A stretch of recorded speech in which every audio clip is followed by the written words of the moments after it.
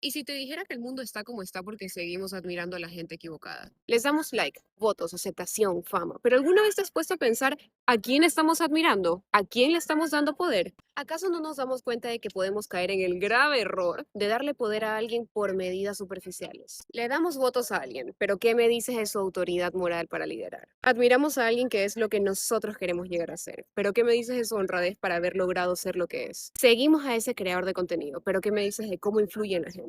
Y es que vivimos en una época donde confundimos éxito con influencia, fama con valor y autoridad con likes. Y no, no se trata de quién brilla más, se trata de dejar una huella real. Una cosa es ser bueno en tu carrera y algo muy distinto es ser buena persona mientras lo haces. Porque si logras ser exitoso, ético, empático y coherente, no eres una persona común.